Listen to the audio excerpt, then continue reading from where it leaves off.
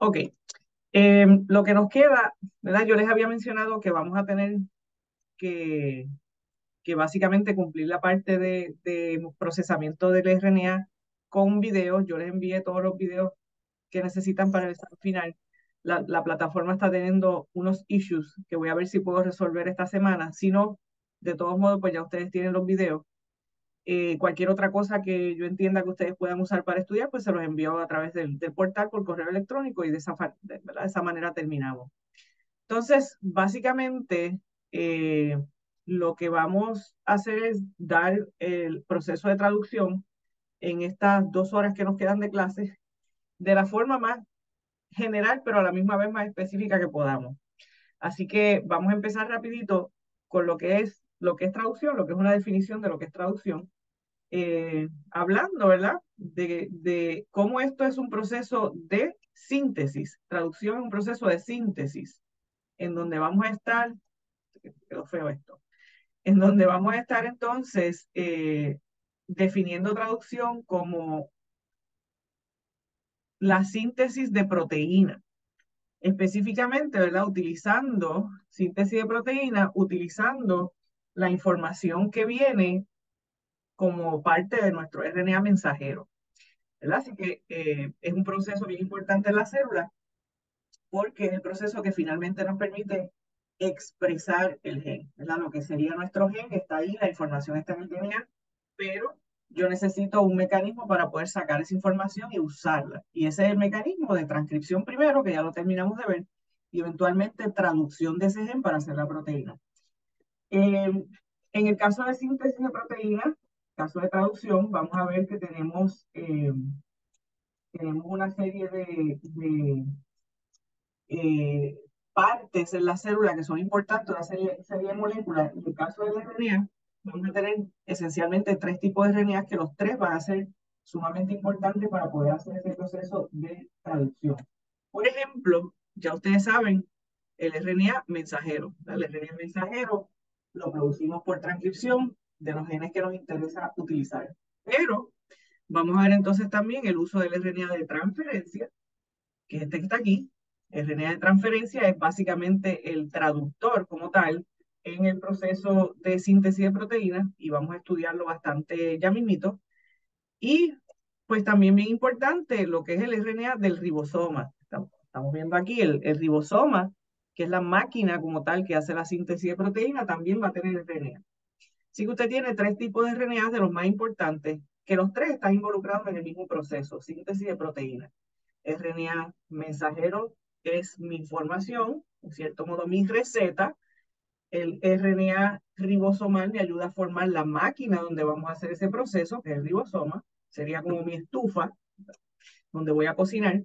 Y el RNA de transferencia es un intermediario entre los dos. Vamos a tener el RNA de transferencia, una molécula que puede leer RNA mensajero y a la vez puede convertir ese mensaje en proteína. Porque tenemos 2 problemas. Vamos a ver que en el caso de lo que es la síntesis de proteína, la traducción, vamos a tener 2 problemas distintos. Tenemos primero lo que sería el problema de información o código, ¿verdad? ¿Cómo podemos pasar de un mensaje que está en formato de nucleótido, RNA, pero yo necesito convertir esa información a un formato totalmente distinto de aminoácidos, a lo que sería pasar de nucleótido, ácido nucleico, a proteína, aminoácido. Y ahí pues ya esto implica el uso de un código, lo que llamamos el código genético. Vamos a ver primero esa parte y la segunda parte que vamos a estar viendo es ya el problema más bien químico de cómo se hace esa síntesis, qué es lo que está pasando, cuáles son las reacciones químicas que están ocurriendo y cuál es el proceso como tal que se usa para la síntesis de proteínas. ¿Ok? Así que vamos a ir pasando rapidito a conocer cómo es que se hace esa decodificación. Yo tengo de nuevo un problema de codificación en que yo tengo un mensaje que está en formato de ácido nucleico, un mensaje que está en formato de ácido nucleico con, con solamente 4 nucleótidos versus yo quiero convertirlo en una proteína que tiene 20 aminoácidos. Entonces, ¿cómo yo paso de 4 a 20? Obviamente no puedo usar una relación 1 a 1, porque me quedo corta por 16. Yo tengo 4 nucleótidos, pero tengo 20 aminoácidos. Me quedo corta. Así que, ¿qué tengo que hacer? Pues tengo que empezar a combinar. Si empiezo a combinar 4 nucleótidos de 2 en 2, voy a tener, por ejemplo, voy a tener 4 a la 1 de nuevo. No puedo, me faltan 16. 4 a la 2, ¿qué me produce? Pues ahora tengo 16 y necesito 20. Todavía me quedo corta por 4. Pues tengo que subir a 4 a la 3. Cuando hago combinaciones de 3 en 3, me van a dar 64 posibles combinaciones. Ah, pues, bien, tengo 20 que necesito y me está dando 64. Me sobran 44. Y eso es lo que es realmente el código genético. Es un código en donde vamos a estar entonces viendo esas 64 combinaciones y cómo podemos usar esos 3 nucleótidos y la secuencia de esos 3 nucleótidos para especificar un aminoácido particular, ¿verdad? Tenemos aquí la tabla del código genético, posiblemente ustedes la conocen ya, esa tabla del código genético, en que tenemos, ¿verdad?, las 64 posibles combinaciones y de acuerdo a cómo es que el RNA se sintetiza, nuestro RNA se sintetiza de 5 a 3, siempre. Lo leo de 5 a 3 igualmente. Por lo tanto, yo voy a empezar a mirar qué hay en el extremo 5 y voy a leer de nuevo lo que esté aquí, lo que esté aquí, lo que esté aquí. Esos serían mis 3 nucleótidos. Primero el 5, al final el 3.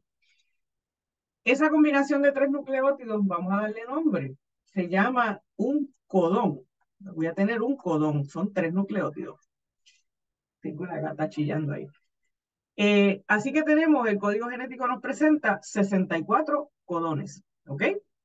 Esos 64 codones los vamos a usar entonces de nuevo para codificar mis 20 aminoácidos.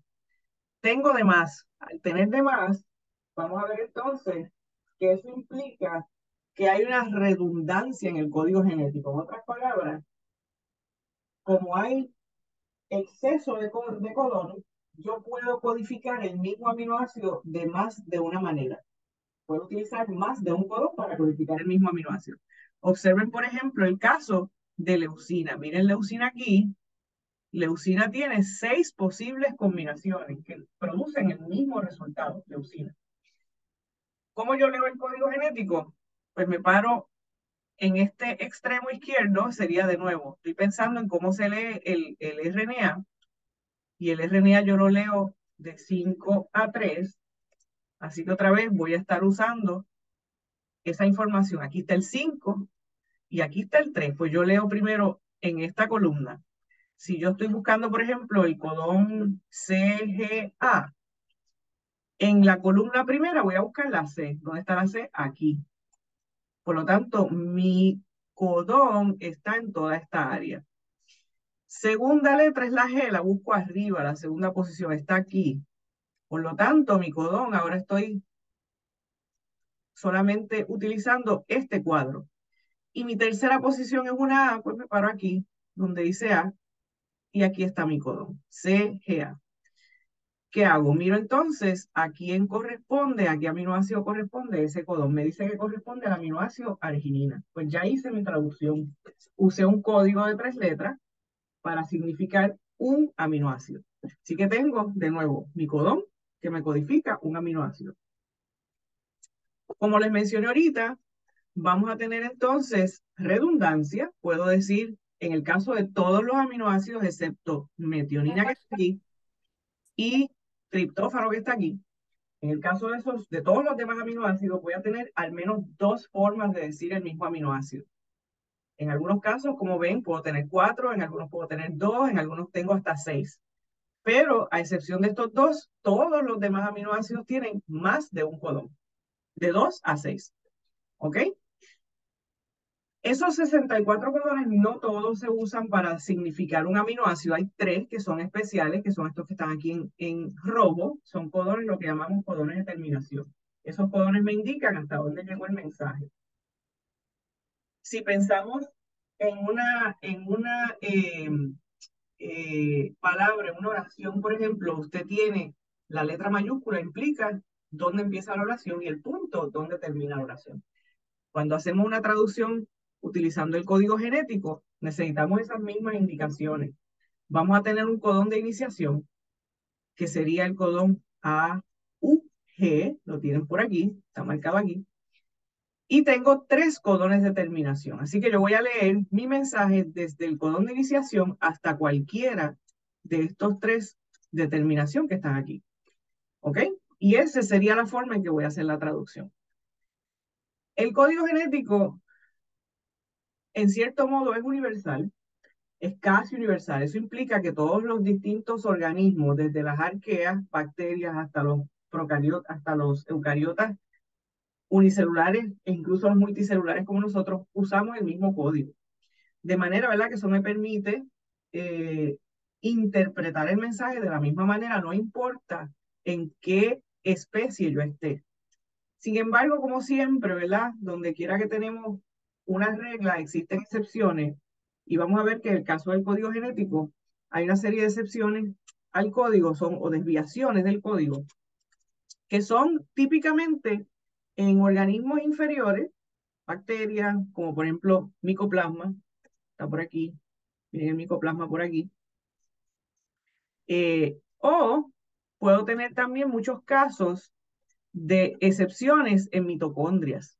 Si miramos aquí, observen aquí mitocondria, mitocondria, mitocondria. ¿Y cuáles son estas excepciones? Típicamente, una de las excepciones que más vamos a ver es que un codón que normalmente codifica stop, codifica terminación, mírenlo aquí. Miren este, miren este, miren este. Estos codones que típicamente codifican para, stop, stop, stop, stop, stop, cambian de sentido en estos organismos o en estas mitocondrias y ahora el sentido es triptófano, triptófano, triptófano. En este caso glutamina, triptófano, triptófano. Triptófano es uno de aquellos 2 aminoácidos que les mencioné que tiene un solo codón.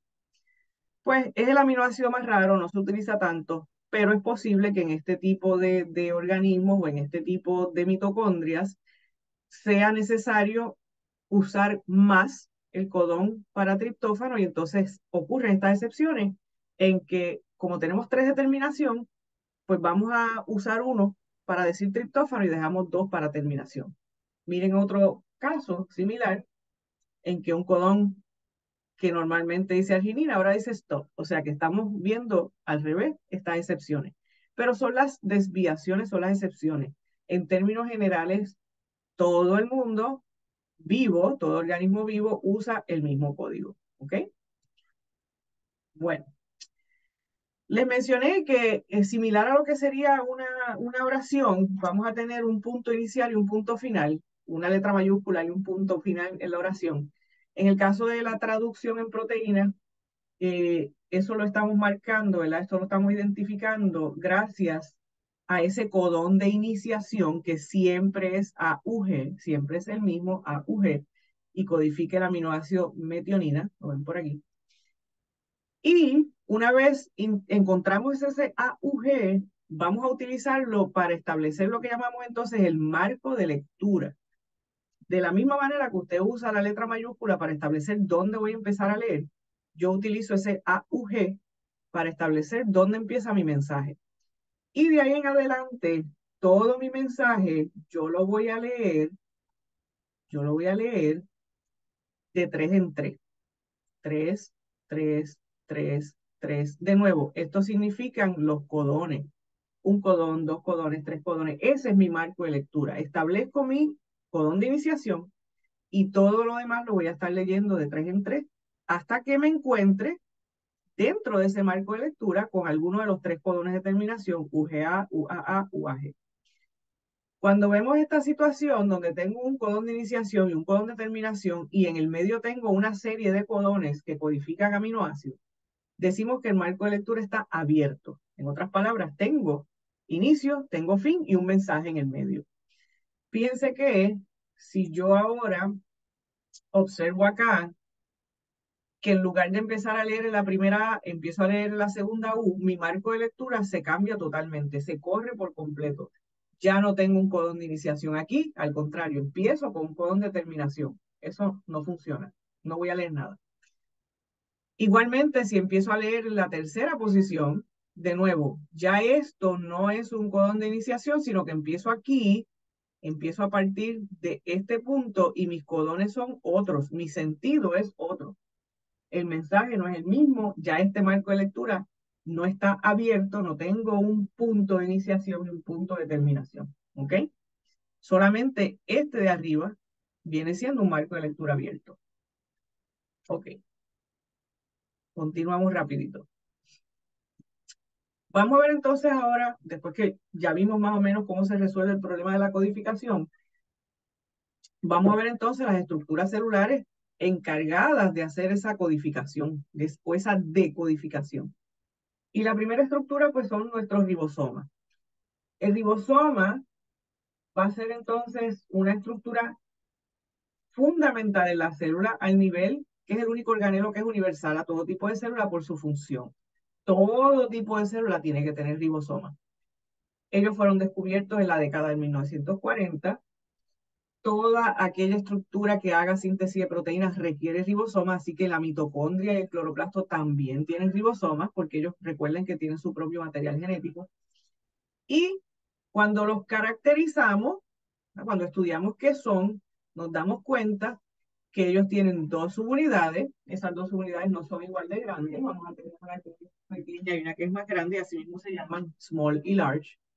Y que están compuestos de RNA y proteína. En otras palabras, son ribonucleoproteína.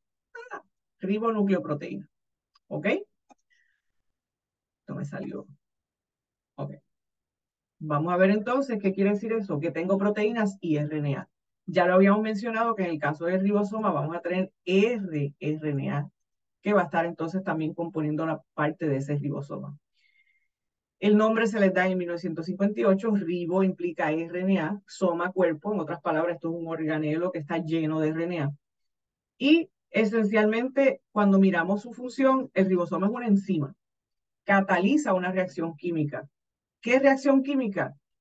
La formación de enlaces peptídicos para formar entonces un polipéptido, una proteína. Así que técnicamente la podríamos llamar una polimerasa de polipéptidos. ¿Ok? Déjenme abrirle a la gata, que me tiene, no sé si la oyen, pero está chillando a todo lo que da. Ok, vamos a ver entonces cómo se ven los ribosomas. Si usted recuerda en fotos y en imágenes de biología general, el ribosoma siempre se lo dibujan como una bolita, algo así, porque la estructura del ribosoma parece una bolita, es esférica. Cuando miramos en microscopio electrónico, por ejemplo, ¿ven? Se parecen como una esfera. La composición del ribosoma más o menos es la misma en las distintas especies, porque pues, no vale la pena hacer muchos cambios, es una estructura que hace el mismo trabajo en cualquier especie, es lo mismo, síntesis de proteínas, el trabajo es el mismo, no hay realmente ninguna razón para que haya cambios en la estructura de la molécula que hace ese trabajo. ¿Y cuál es esa estructura? Bueno, primero que nada, vamos a tener dos subunidades, una subunidad grande y una subunidad pequeña. Y eso es cierto tanto en eucariotas como en procariotas. Observen el nombre de esas subunidades, le llamamos 60S, 40S, 50S, 30S. S es una medida, es una unidad que utilizamos para hablar de tamaño de moléculas que han sido identificadas mediante centrifugación. Es lo que se llama el coeficiente de centrifugación. Una molécula grande va a centrifugar más abajo que una molécula pequeña, ¿no? Porque de nuevo pesa más. Al pesar más, va a estar más abajo en el tubo, en un gradiente de centrifugación. Cuando usted ve ese número, 60S es más grande que 40S, lógicamente, ¿verdad? Y 50S es más grande que 30S. Dentro de esas subunidades, ¿qué encontramos? Pues encontramos RNA y proteínas. ¿Cuántas? Las proteínas en este caso no son ni siquiera tan importantes porque la función del ribosoma más que nada le corresponde al RNA. Pero vamos a ver que, por ejemplo, en el caso de bacterias, la subunidad pequeña tiene 21 proteínas. En el caso de eucariota, la subunidad pequeña tiene más o menos 33. En ambos casos, tienen también entonces un RNA ribosomal 16S, pequeñito. Fíjense que el número de 50 a 16, 16 más pequeño. Aquí está la composición en términos de nucleótidos. Y en el caso de eucariotas, en vez de 16, 18, un poquitito más grande. Denominamos entonces la subunidad pequeña 30S en bacterias y 40S en eucariotas, pero es prácticamente lo mismo. Cuando miramos entonces cómo se ve esto en la subunidad grande en bacterias es 50, en eucariotas es 60, otra vez un poquito más grande. Tengo aquí 34 proteínas versus 49. Y la diferencia más importante es en el tamaño de los RNA y en la cantidad. Tengo un RNA grande de 23, que acá es de 28, un poquito más grande. Tengo un 5S pequeñito, aquí tengo un 5S también, pero en eucariotas tengo un tercer RNA en la subunidad grande que es 5.8. Esa diferencia, ¿verdad?, en tamaño, de que tengo un poquito más de proteína, los RNA son un poquito más grandes, hace que el ribosoma eucariota sea un poquito más grande. Pero la realidad es que la función es más o menos la misma y la composición también. Así que, esencialmente, ¿verdad? Eso es lo que tenemos. Un ribosoma compuesto de una subunidad grande, una subunidad pequeña, y en ambas unidades tengo una mezcla de RNA y proteína.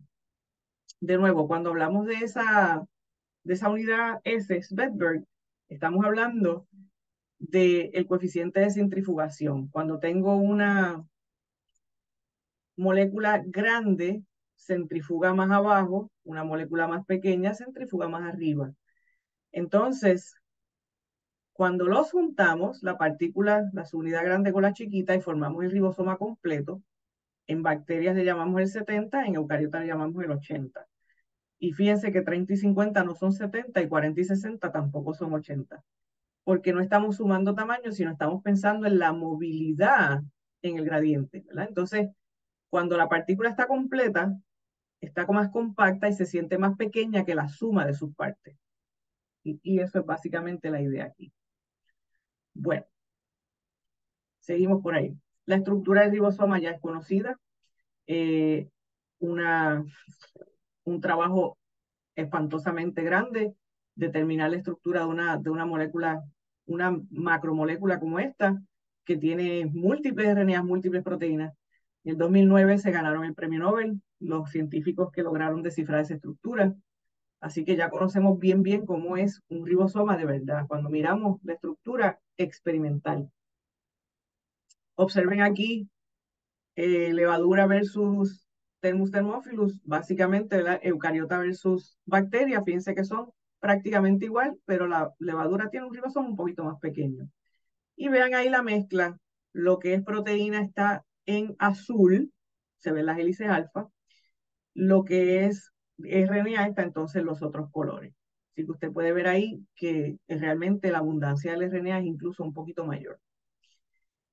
Como les mencioné ahorita, los organelos también tienen ribosomas, así que no podemos olvidarnos de ellos.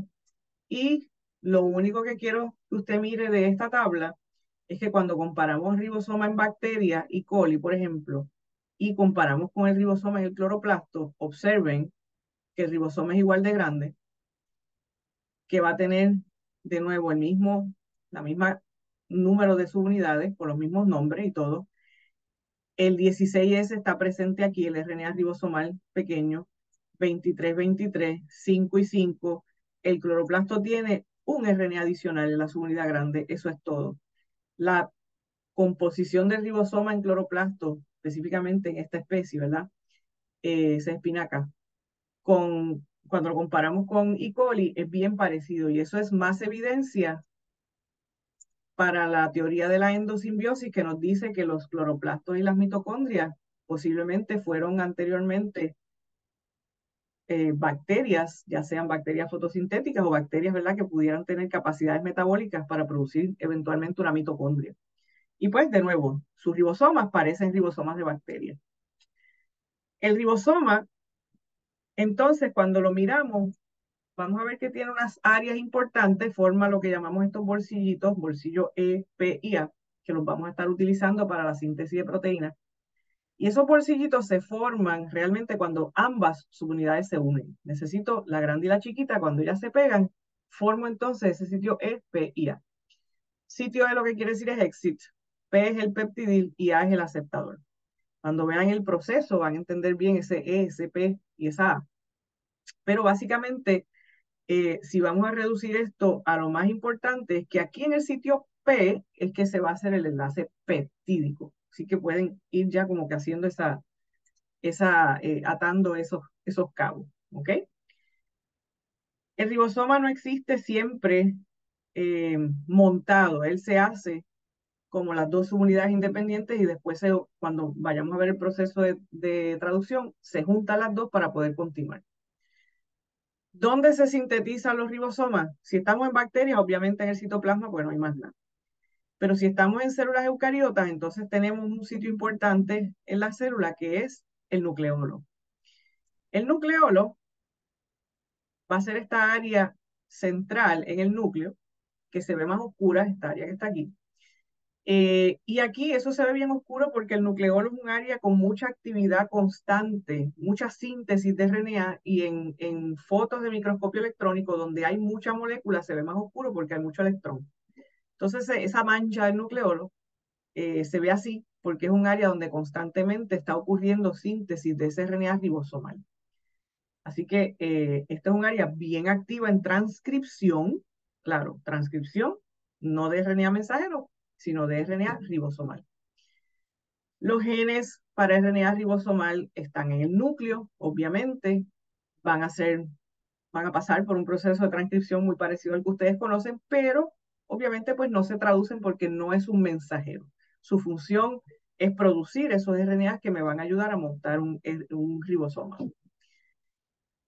Esos ribosomas, en cierto modo, entonces se preparan, se prehacen en el núcleo, así que se hacen unas subunidades que todavía necesitan un poquito de procesamiento, se exportan y una vez en el citoplasma, pues ellos ya se terminan de procesar y ahí es que se van a usar para hacer la síntesis de proteínas. ¿Ok? Lo más importante es que usted recuerde que en el nucleolo es que va a estar ocurriendo esa síntesis de RNA. Ok. Ya salimos del ribosoma, vamos a ver entonces el RNA de transferencia rapidito, que en cierto modo es la parte más importante de este proceso, es el que sabe interpretar el mensaje. El RNA de transferencia es un RNA, por lo tanto puede leer el mensajero, son el mismo tipo de molécula, pero tiene la capacidad de traer el aminoácido correspondiente a eso que él está leyendo. Recuerden de nuevo, ¿verdad? Que vimos ahorita que yo voy a tener codones. El codón tiene 3 nucleótidos. Ahí se lee de nuevo 5 A, C, G. Vamos a poner cualquier cosa aquí. Se lee de 5 a 3. Y dependiendo de lo que diga el código genético, ACG corresponde a un aminoácido. Pues el RNA de transferencia tiene la capacidad de leer ese codón y traer ese aminoácido correspondiente. Eso lo va a hacer utilizando dos regiones importantes, esta área que está aquí, esto que está aquí ilustrado. Esto sería el modelo en 3 dimensiones, este sería el modelo en 2 dimensiones de cómo se ve ese RNA. Fíjense que tenemos muchas áreas donde hay pareos de base. Estos son 3 hairpin loops que vamos a ver y un stem, un tallo. Estas áreas, esta área que estamos viendo aquí, van a ser las responsables de ese proceso. Este cantito le llamamos el anticodón y esta área tiene el 3' y en el 3' hay un hidroxilo y ese hidroxilo yo lo voy a usar para pegarle por ahí un aminoácido. Esas son las dos partes más importantes de un RNA de transferencia. Vamos a verlo un poquito más fácil aquí en otra imagen. Miren aquí. Observen que me están dibujando el RNA empezando en el 5, terminando en el 3. Está correcto, así que yo voy a empezar por aquí. Doy la vuelta, primer hairpin loop, segundo hairpin loop, tengo un loop variable, tercero y termino acá arriba. Y aquí, en este 3', de nuevo, yo tengo un OH, lo que me sobra del OH es oxígeno que está ahí, y voy a utilizar ese hidroxilo para unir el aminoácido correspondiente. ¿Qué aminoácido debe ir ahí? Va a depender de esta interacción que está ocurriendo aquí. Tengo un codón en el RNA mensajero, así que vamos a ir poniendo por aquí especificando eso. El codón va a estar en el RNA mensajero y el RNA de transferencia va a interpretar ese codón haciendo pareos de base con su anticodón. El mismo idioma, no hay problema, base con base, podemos hacer pareo de base como ustedes ya conocen. Observen que en este momento estamos viendo aquí que el RNA de mensajero me lo escribieron al revés, 5-3. ¿Por qué? Porque el pareo de base va a ser antiparalelo, similar a lo que pasa con el RNA y el DNA cuando hacen pareo de base, ¿verdad? Que es antiparalelo, 3-5, 5-3.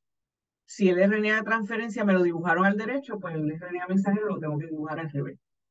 Por lo tanto, este codón realmente yo lo voy a leer CUG. Si yo busco el codón CUG en el código genético, codifica el aminoácido leucina. CUG va a ser reconocido por el anticodón GAC. Así que usted tiene aquí un paro de bases perfecto, C con G, A con U, G con C. De acuerdo a este paro de base en esta porción del RNA de transferencia, yo sé qué aminoácido es el que tengo que traer.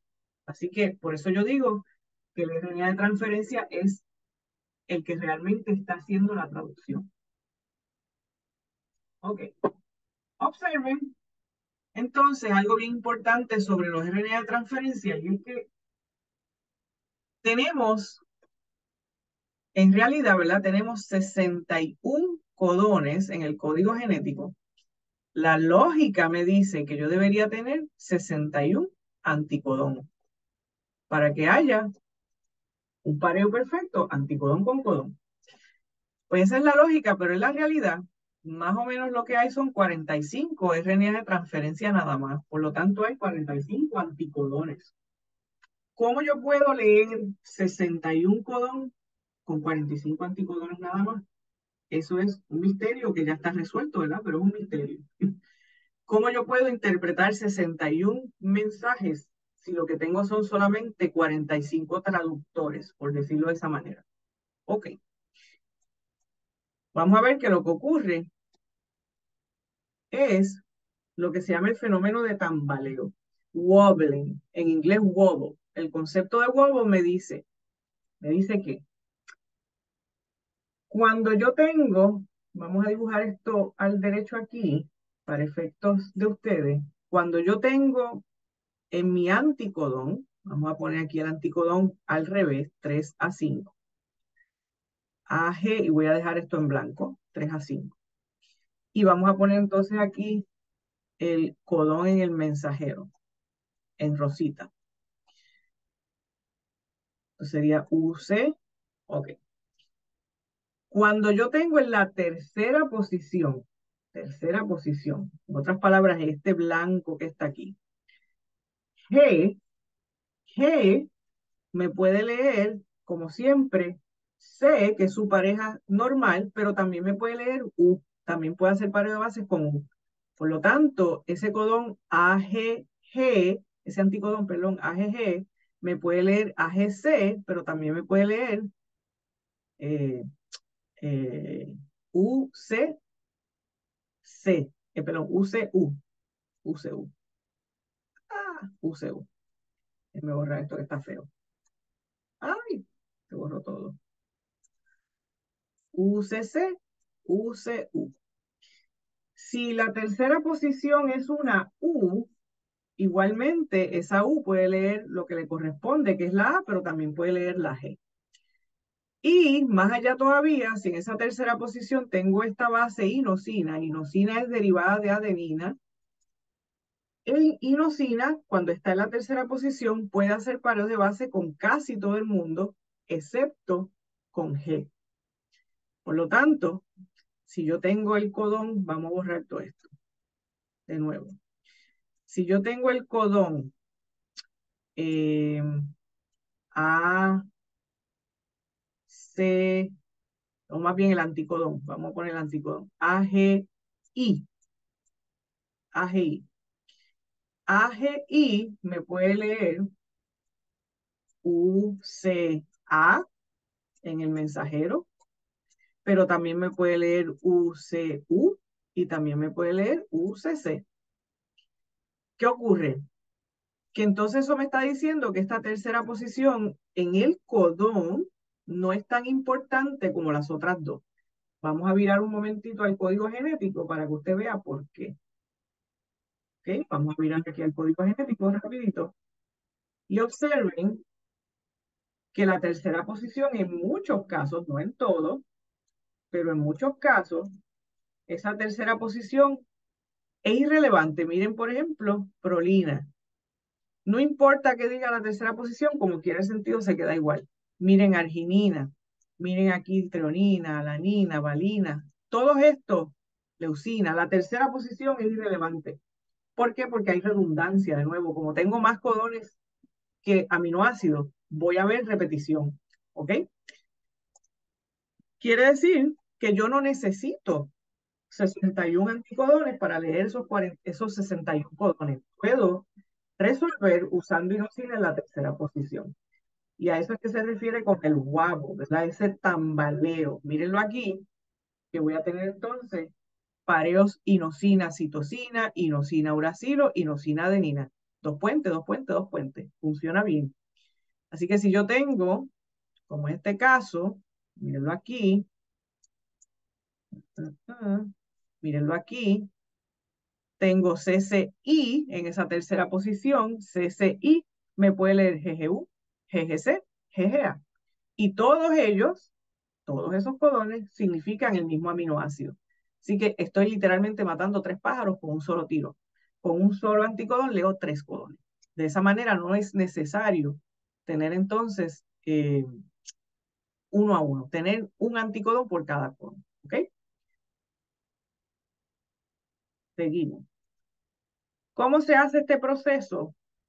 Lo último que vamos a ver entonces es que el RNA de transferencia, él es un RNA, por lo tanto, él no nace con ese aminoácido puesto ahí, alguien se lo tiene que poner. Así que vamos a tener una serie de enzimas que le llamamos las sintasas, el nombre es bastante descriptivo, sintasas de aminoácido tRNA. En otras palabras, es una enzima que se encarga de hacer la síntesis, de pegar el RNA de transferencia con el aminoácido. Eso es lo que queremos. El proceso de traducción depende totalmente de que estas enzimas hagan su trabajo bien. Si ellas cometen errores, vamos a tener entonces RNAs de transferencia que están reconociendo un codón y trayendo un aminoácido que no es. Así que tiene que ser un proceso bien controlado. Y aquí sí vamos a tener una enzima por cada aminoácido. Tengo 20. Si tengo 20 aminoácidos, hay 20 de estas enzimas. En otras palabras, cada enzima se especializa en buscarle la pareja a su aminoácido. Estas enzimas tienen que identificar dónde está el RNA de transferencia que me entiende a mi aminoácido. ¿Ok? La síntesis va a ser básicamente, de nuevo, coger ese aminoácido y pegarlo al hidroxilo que está en el extremo 3, en el RNA de transferencia, y ellas cometen bien poquitos errores. Fíjense que el rate de error es 1 en 10.000, o sea que cada 10.000 puede ser que se les vaya un errorcito. ¿Cómo ellas la hacen? ¿Cómo hacen el trabajo? Vamos a ver la imagen de su libro rapidito. Y miren aquí una RNA, sintasa de RNA con su RNA de transferencia. Observen que voy a tener 3 pasos importantes. Vamos por aquí. Tenemos primero que el aminoácido va a utilizar su grupo carboxilo para atacar ATP. Así que esto es un proceso activo, requiere energía. Síntesis de proteínas requiere mucha energía. ¿Cuál es el objetivo? Bueno, el objetivo es activar este aminoácido, ponerle algo que llame la atención. Ahora tengo un aminoácido pegado a AMP. ATP pierde sus dos fosfatos, se queda con uno, AMP. Y ahora entonces el RNA de transferencia va a usar su hidroxilo y ataca, similar a lo que es la síntesis de RNA, me ataca por aquí al aminoácido. Esto tiene el efecto de que AMP se va, lo desplazamos, se pierde, mírenlo aquí donde salió solito, y me queda entonces físicamente, covalentemente pegado esto, lo que era el carboxilo, directamente a lo que era el hidroxilo del RNA de transferencia. Aquí está. ¿Ok? Decimos entonces que este RNA de transferencia está cargado, como si fuera una batería. It's charged, está cargado, está lleno. De nuevo, ellos no nacen cargados, necesitan una enzima que facilite este sinnúmero de reacciones. Esas enzimas van a tener entonces tres bolsillitos. Tienen que tener un bolsillo que sea específico para su aminoácido. De nuevo, cada aminoácido tiene su enzima que lo representa. Así que el aminoácido va aquí. Tienen un segundo bolsillito genérico donde va ATP. Y tienen, importante, un tercer bolsillito, que es este que está aquí, ¿ven? Los tres dientitos representados ahí. Aquí va el RNA de transferencia. Y se va a ubicar de tal manera que el anticodón, esa área del anticodón, quepa en este bolsillito. Los dientitos tienen que encajar en el espacio que tiene la enzima. Si los dientitos que representan esos tres nucleótidos en el anticodón no son compatibles con la enzima, vete, tú no eres el RNA de transferencia de mi aminoácido, salte de aquí que tú no eres. Así que la discriminación está ocurriendo aquí. Cada enzima tiene que tener la función y la capacidad de identificar los codones que representan a su aminoácido. Así que de nuevo, el que el proceso funcione bien, le toca a estas enzimas, a las sintasas de RNA, de aminoácido de RNA. ¿Ok? Y mírenlo de nuevo aquí, como tenemos, esto les quería enseñar rapidito, cómo tenemos aquí el anticodón, el RNA está en los colores, este que está aquí, el RNA de transferencia, lo ven aquí. Aquí están los nucleótidos que forman el anticodón y observen cómo la enzima utiliza unos aminoácidos para reconocer ese anticodón. En otras palabras, la enzima usa sus aminoácidos para leer esa secuencia. Si tú eres el correcto, quédate aquí. Si tú no eres el correcto, vete que tú no eres el que me toca. Y observen dónde está el ATP dentro de la enzima y aquí estaría el grupo hidroxilo donde vamos a tener esa unión. ¿Ok? Bueno, vamos entonces a la próxima presentación. Está dividida en dos partes para efectos de estudio que usted pueda entonces estudiar primero la parte del código y los componentes y segundo la parte de la síntesis como tal. Así que vamos a pasar a la segunda presentación, que sería ya dirigida a lo que es la síntesis como tal de la proteína. ¿Cómo es que ocurre este proceso? Esta tablita, no la voy a discutir ni siquiera ahora, la dejo ahí para que ustedes la tengan para estudiar. Es un resumen de todo lo que vamos a estar viendo. Piense que la tabla tiene procariotas y eucariotas, así que están los dos componentes básicos que vamos a estar estudiando.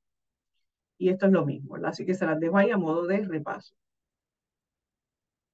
Antes que nada y primero que todo, hay que mencionar que en el caso de procariotas, en el caso de bacterias, al no tener núcleo, eso ya lo habíamos mencionado anteriormente, transcripción y traducción van a ser procesos simultáneos. Tan pronto comienza a salir el RNA mensajero, mientras todavía estoy transcribiendo, voy a tener ya un ribosoma que empieza a traducir. No necesito esperar y tan pronto tenga suficiente RNA mensajero ya fuera, puedo ir montando un segundo ribosoma y un tercer ribosoma, un cuarto ribosoma, etc. Eso facilita el proceso. No lo podemos hacer en eucariotas porque hay núcleo, así que no vamos a tener esa característica, esa capacidad, pero sí podemos tener lo que llamamos los polirribosomas en ambos tipos de células. Polirribosoma no es otra cosa que esa colección de múltiples ribosomas, todos traduciendo el mismo mensaje a la misma vez. De nuevo, en el caso de E. coli, los polirribosomas van a estar pegados todavía al proceso de transcripción. En el caso de eucariotas, el polirribosoma lo vamos a ver ya en el citoplasma. La transcripción es nuclear, polirribosoma va a estar en el citoplasma. Básicamente esto acelera el proceso, ¿verdad? No tenemos que esperar a terminar de traducir un RNA para volver a empezar. Tan pronto haya suficiente espacio que quepa un próximo ribosoma se va a montar y va a empezar a traducir. Observen aquí, por ejemplo, que yo tengo una colección de polirribosomas. Este está bien adelantado terminando y este está empezando. Y en el medio, pues tenemos los que van corriendo detrás. ¿Ok? Así que eso, otra vez, eso es común a tanto bacterias como eucariotas, pero lo que no puede ser común es la transcripción y traducción simultánea, porque en eucariotas pues tenemos un núcleo que interrumpe. Lo que sí es común entonces va a ser cómo es el proceso de síntesis. Vamos a tener tres fases en términos generales, igual que pasaba con transcripción, vamos a tener una fase de iniciación, una fase de extensión y una fase de terminación. Cada fase va a requerir uso de energía, cada fase va a requerir uso de unos factores específicos, más allá de los que hemos visto. Igual que pasaba con transcripción, que teníamos factores de transcripción, vamos a tener una serie de factores de traducción que se encargan de facilitar esas tres fases: iniciación, extensión y terminación. ¿Ok? En el caso de la traducción, algo notable es que la energía no viene de ATP, sino de GTP. Así que hagan por ahí una notita mental que usamos GTP en lugar de ATP. Ok. Vamos a ver entonces, de nuevo, iniciación primero, siempre va a ser lo más complicado. Empezar es lo más complicado porque es lo más que nos podría llevar a cometer errores. Si empezamos mal, todo lo demás se daña. Así que esta es la fase más regulada, es la fase más compleja y tenemos tres etapas. Esas tres etapas van a depender, ¿verdad?, de lo que está pasando primero con el ribosoma. Por ejemplo, tenemos lo que se llama la formación del complejo ternario. Tres cosas tienen que llegar para poder empezar.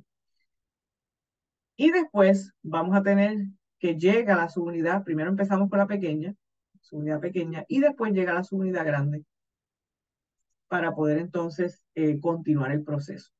Así que formamos el complejo ternario, lo van a ver ya mismo. Entra mi mensajero, donde está la información. Tenemos que identificar dónde está ese codón AUG, que es mi codón de iniciación. Y finalmente traer esa subunidad grande para poder entonces terminar el proceso. ¿Ok? Vamos a ir empezando por aquí con esa primera parte de formación del complejo ternario. ¿Qué es el complejo ternario? Tres cosas tienen que estar ahí. ¿Qué tres cosas? Energía. La energía me sale de GTP, solo primero. Tengo que tener mi primer RNA, el RNA que traiga mi primer aminoácido. En otras palabras, el RNA de transferencia que reconozca mi codón de iniciación. Le llamamos a ese el RNA iniciador. Y un factor de iniciación que se llama IF2, Initiation Factor 2. ¿Ok? Vamos a ver cómo es que ocurre esto rapidito. Primero que nada, ¿cuál es el primer aminoácido que vamos a usar? Mi primer codón, ¿verdad? Mi primer codón siempre va a ser AUG. AUG, bacteria, arquea, eucariota, AUG es mi primer codón. Ese codón codifica el aminoácido metionina. Por lo tanto, siempre vamos a tener, acabando de salir del horno, una proteína siempre va a empezar con metionina. En eucariotas es metionina pela. Metionina es este aminoácido que está aquí, que tiene un azufre en el medio. En bacterias, en procariotas, vamos a tener una pequeña modificación en que al grupo amino se le añade un grupo aldehído. Y eso le llamamos entonces N-formilmetionina o FMET. De nuevo, esto es en bacterias. En eucariotas no hay ninguna modificación, es metionina pela. ¿Ok? Así que ese es mi primer aminoácido. Ok. ¿Cómo voy a iniciar? Vamos a empezar viendo primero procariotas, que es más fácil, y después vamos a ver de nuevo la comparación con eucariotas, que es realmente lo más importante aquí.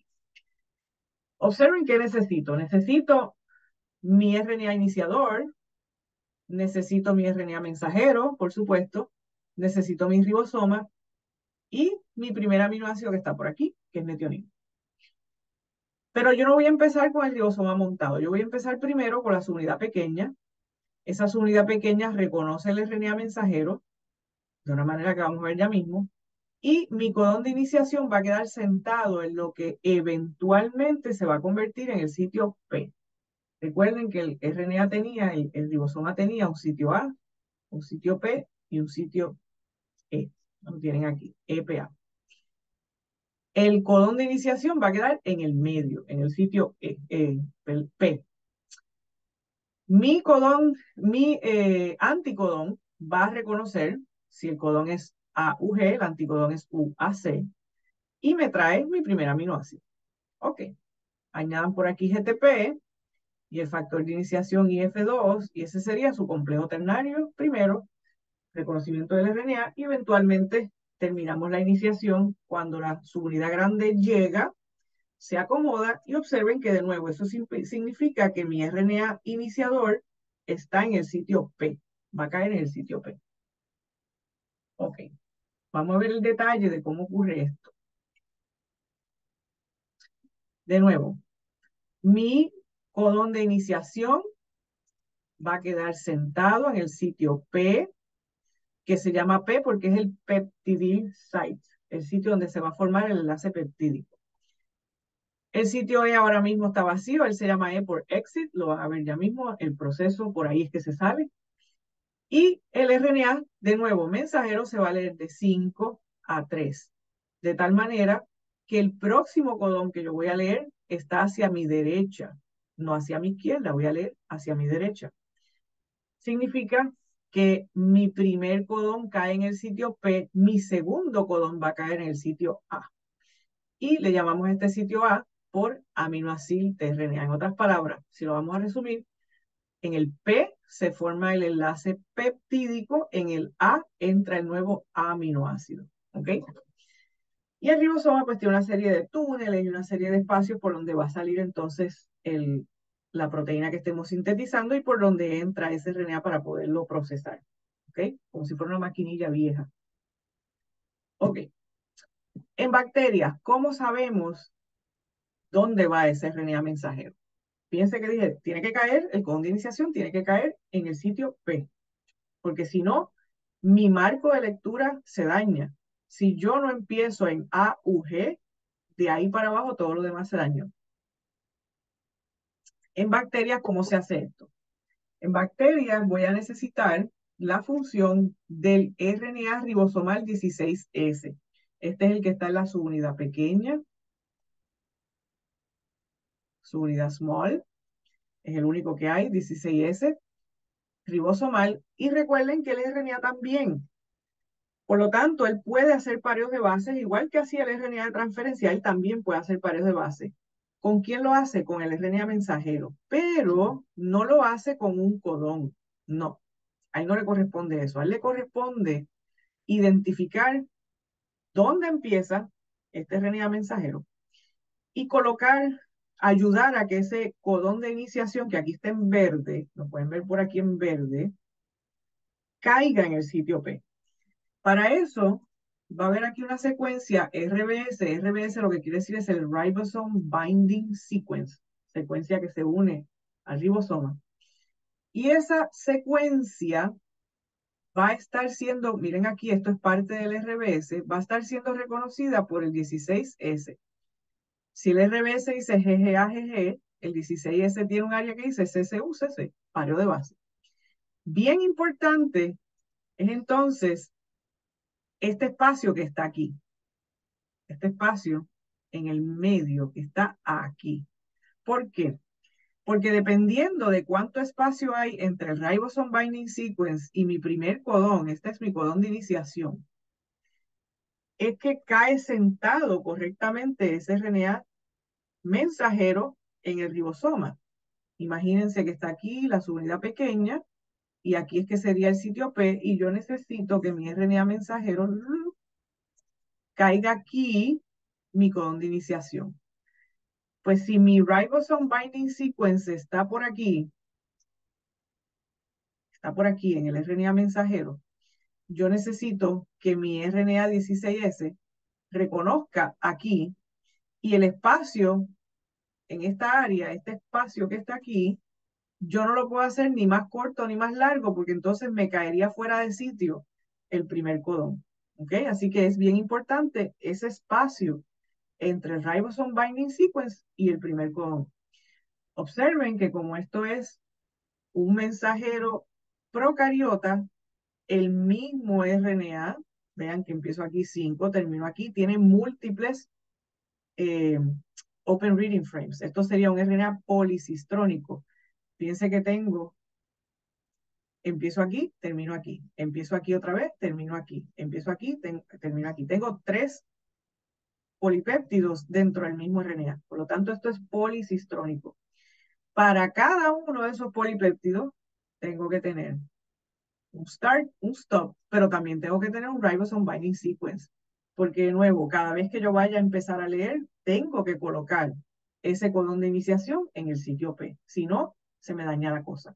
¿Ok? Fíjense que aquí dice N, N, N, N. No importa qué nucleótidos sean, lo importante es que de aquí a aquí no sea demasiado grande ni muy pequeño, porque entonces me sale de sitio. ¿Ok? Mírenlo ahí en un dibujito más lindo que el mío. Como pueden ver, otra vez, tienen aquí 5, 3. Este sería mi ribosome binding sequence, mírenlo ahí. Y de nuevo, estas bases de aquí no importan, lo importante es que mi codón de iniciación caiga sentado en el sitio P. Si esto aquí es muy largo, mi codón de iniciación va a quedar acá. Se me sale del sitio. Si es muy corto, mi codón de iniciación va a quedar acá. Se sale del sitio. ¿Ok? Bueno, vamos a ver entonces cómo empezamos el proceso. Y vamos a ver esos factores de iniciación importantes. Empiezo primero utilizando el factor 3. Vamos a ver quién es el factor 3, IF3, y cuál es su función. IF3 se sienta en lo que sería el sitio E y evita que la subunidad grande se pegue a la chiquita antes de tiempo. Así que él tiene que estar sentado en el sitio E para evitar esa unión. Porque yo necesito empezar solamente con la subunidad pequeña. ¿Ok? Perfecto. Así que tenemos el 3, el factor 3 sentado en el sitio E. Segundo, aquí llega mi complejo ternario. GTP, fuente de energía, factor número 2, initiation factor 2, y mi factor número 1. ¿Dónde va a parar el número 1? El número 1 va y se sienta en el sitio A. ¿Cuál es el objetivo de esto? Que yo no tenga un codón, un RNA de transferencia sentado aquí antes de tiempo. De nuevo, yo necesito prepararlo todo para que me quede mi sitio P ocupado con el primer codón, mi sitio A vacío, esperando el próximo, y mi sitio E vacío para terminar el proceso. Así que el 3 está ocupado, el sitio E está ocupado con el 3, el sitio A está ocupado con el 1, dejo vacío solamente el P, que es lo que quería, y fíjense que GTP se pega al factor 2. Están ahí unidos los dos. Próximo paso va a ser entonces traer ese RNA de transferencia. Observen que entonces ese RNA de transferencia no le queda alternativa que sentarse en el sitio P porque es el único que está libre. Por pareo de base voy a reconocer el codón de iniciación con un anticodón. Traigo mi mensaje, mi aminoácido correcto. Y ya tengo aquí mi complejo de iniciación. Ok, el 3 ya te puedes ir. Ya necesito que la subunidad grande entre, así que el factor 3 que entró aquí para evitar esa unión ya se puede ir. Y por fin entra la subunidad grande, se acomoda. Vean otra vez que tengo mi primer RNA de transferencia, quedó sentado en el sitio P. Y tengo que bregar ahora con esta gente que está aquí. Para que ellos se salgan del medio, va a ocurrir entonces la hidrólisis de este GTP, el rompimiento de este GTP. ¿Cuál es el efecto de esto? Que ahora el factor 2, cuando está unido a GDP, entiende, ya terminé, me tengo que ir. y él se va, y el factor 1 también se va con él. Y ahora tenemos listo mi ribosoma con el primer aminoácido ya en su sitio, en el sitio P, vacío el E, vacío el A. Cuando vaya a leer mi próximo aminoácido, voy a leer hacia acá. Voy a leer qué cae en el sitio A. ¿Por qué? Porque mi inicio está aquí. O sea, mi mensaje es para acá, hacia la derecha, no es para la izquierda. Me muevo hacia la derecha. Ya ese sería el proceso de iniciación. Fíjense que tenemos 3 factores de iniciación. 2 de ellos bloquean espacio para evitar que las cosas procedan muy rápido. Y uno de ellos está ahí, el 2 está ahí para ayudar a que el RNA de transferencia llegue y eventualmente, ¿verdad?, ayudar a salir al factor 1. ¿Ok? Y ya gastamos GTP en ese primer paso. Miren aquí un resumen de cuáles son los factores, otra vez. IF1, IF2 y IF3, todo se pega a su unidad pequeña, que es la 30S. Función de IF1 previene que el RNA entre al sitio A. Función de IF3 previene la asociación de la subunidad grande. Y el IF2, su función es más importante, es el que trae ese primer RNA al sitio P y es el que regula entonces cuando todo esto está listo. Ok, ya estamos. Vamos entonces a avanzar a la segunda fase, que sería la fase de extensión. Ahora, ¿qué hago? En el caso de eucariotas, rapidito les adelanto que básicamente es lo mismo. Vamos a tener, le ponemos una E aquí, E y F1, E y F2, E y F3, y tenemos una serie de factores adicionales que después los vamos a discutir, que tienen que ver con una diferencia importante que ya he mencionado antes, y es que el RNA mensajero en procariotas se traduce inmediatamente, mientras que en eucariotas tiene que ser exportado fuera del núcleo y salir al citoplasma. Entonces, ese proceso de encontrar dónde está el 5', todo eso da más trabajo. ¿Ok? Así que vamos a ver eso ahorita. Pasamos a la fase de extensión. La fase de extensión es, en cierto modo, la más sencilla porque es repetitivo, es lo mismo muchas veces. En la fase de extensión, básicamente yo voy a mirar qué hay aquí, voy a mirar qué hay en el sitio A, y de acuerdo al codón que está en el sitio A, traigo el anticodón correcto con el aminoácido correcto, ¿verdad? Y voy a estimular que se forme el enlace peptídico entre el aminoácido que ya estaba ahí y el que entra. ¿Ok? ¿Cómo hacemos esto? Ok. Imagínense que estamos aquí, ¿verdad? Ya estamos en el iniciador, vamos a empezar, llega la subunidad grande, estamos aquí. Voy a leer lo que está aquí en el sitio A.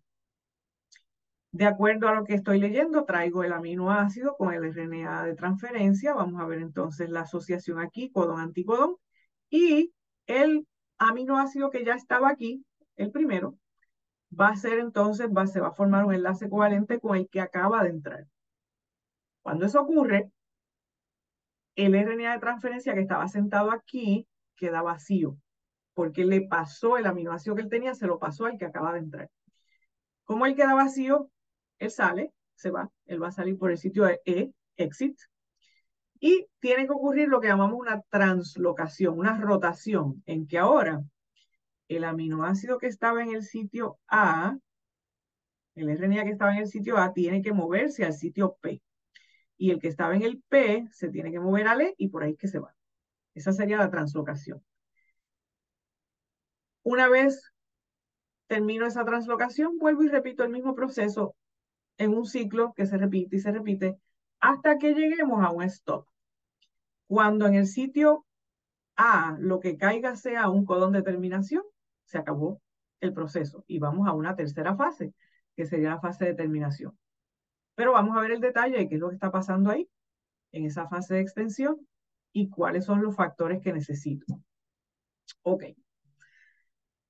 Esta que está aquí la puse porque es más bonita y estamos viendo la reacción como tal, pero vamos a ver primero la fase y después vemos la más completa.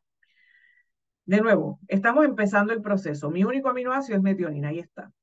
Voy a leer mi próximo codón que está en el sitio A, dice ACEA. De acuerdo a ACA, pareo con UGU, y eso implica que voy a traer el aminoácido treonina. Ok, llega aquí. Y ahora tengo metionina y treonina, una al lado de la otra. Y lo que vamos a hacer es que vamos a estimular que se forme un enlace covalente aquí. Metionina con treonina. Véanlo aquí. Ese es el enlace peptídico. Eso implica que ahora este RNA de transferencia queda vacío. Y este RNA de transferencia tiene ambos aminoácidos. Ya mi cadena va creciendo. En vez de un aminoácido, ahora tiene dos. Ok. ¿Qué tengo que hacer? Tengo que entonces ahora rodar, como les dije, translocar. El que estaba en el sitio A pasa al sitio P, el que estaba en el sitio P pasa al sitio E, tú estás vacío, te vas. Y repito el proceso, y repito el proceso. Específicamente, ¿qué es lo que está ocurriendo? Que el aminoácido que acaba de entrar, este es mi sitio A, este es mi sitio P, este es mi sitio E. Este que acaba de entrar va a utilizar el grupo amino, ataca por aquí al que ya estaba pegado al RNA en el sitio P. Por lo tanto, el efecto de este ataque es que este enlace se elimina. Déjenme cambiar de color que casi no se ve. Este enlace se elimina y este aminoácido queda pegado al que ya estaba, véanlo aquí. Y este es mi enlace peptídico, este que está aquí. Mi aminoácido vacío se va, mi aminoácido lleno pasa al sitio P. Esa es la translocación. ¿Ok? Mírenlo aquí en su libro, que todo lo complica. Básicamente, en vez de ponernos esto acostado, lo pusieron levantadito. Miren el sitio A, miren el sitio P. Y estamos viendo cómo a través de este huequito por el ribosoma va saliendo el polipéptido. Y de nuevo, lo que está pasando es que el nuevo aminoácido se pega aquí al que ya estaba, rompemos por aquí. El aminoácido en el sitio P queda vacío y el nuevo aminoácido acaba de recoger lo que ya estaba puesto ahí. Y de nuevo, rotamos. Hacemos esa rotación. Cuando miramos la estructura del ribosoma, que ya sabemos, ¿verdad? Ya la conocemos y sabemos dónde están localizadas todas estas formas, todas estas cosas, perdón. Una de las cosas más interesantes que surge es que cuando miramos aquí donde está el sitio P, está en el mismo medio en donde están unidas las dos unidades, mirenlo aquí, y lo que hay ahí en el sitio P realmente es RNA. Entonces eso es evidencia de que en el caso del ribosoma, la función enzimática, la catálisis de ese enlace peptídico, la formación de ese enlace peptídico, no lo hace una proteína, lo hace el RNA. Por lo tanto, podemos técnicamente decir que el ribosoma es una ribosima, porque esa actividad catalítica que requiere el proceso de síntesis de proteína, quien la estimula no es la parte proteica del ribosoma, sino el RNA. El RNA es ribosomal. Así que el ribosoma es una ribosima. ¿Ok? Bueno, ¿qué factores me van a ayudar en ese proceso de extensión? Pues ahora en vez de llamarse IF, se llaman EF, Extension Factors. ¿Ok? Y tengo tres. Ahí hay dos nada más, pero van a ver el tercero ya mismo. Son tres. Ok, ¿qué hacen ellos y quiénes son ellos? EFTU. EFTU va a ser lo que llamamos, ahí, espérense, no me gustó esto. Va a ser lo que llamamos entonces una GTPasa. GTPasas son enzimas que facilitan el rompimiento de GTP, la hidrólisis de GTP. Y en este caso de la síntesis de proteína vamos a tener muchos eventos donde va a haber GTP y de momento ¡pa! Se rompe, se hidroliza y ahora tengo GDP. Y esto es un proceso, es una forma de regular, lo van a ver ya mismo. Pero la función de EFTU es escoltar el nuevo RNA de transferencia al sitio A. En otras palabras, es análogo al factor 2 en la iniciación. El factor 2 en la iniciación es el que me traía el RNA de transferencia. Pues en extensión, esto es el factor EFTU. ¿Ok? Tenemos un segundo factor, que es el EFTS. El EFTS es un GTP Exchange Factor. ¿Qué es eso? ¿Con qué se come? ¿Qué rayos es eso? Lo que llamamos un GEF, GTP Exchange Factor. Miren lo que pasa. Cuando EFTU entra asociado a GTP.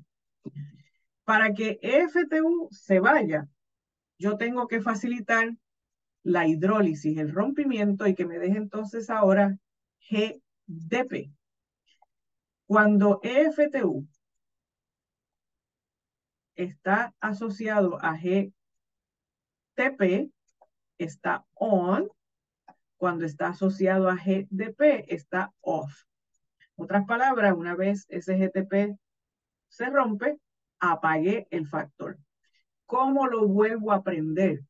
Yo lo necesito prendido porque yo tengo que repetir este proceso múltiples veces. Yo necesito que este FTU regrese a estar asociado a GTP. Pero es bien costoso energéticamente añadirle un fosfato a ese GDP para volverlo a convertir en GTP. Es más fácil botarlo. Bótalo. Saca de eso, saca eso del medio.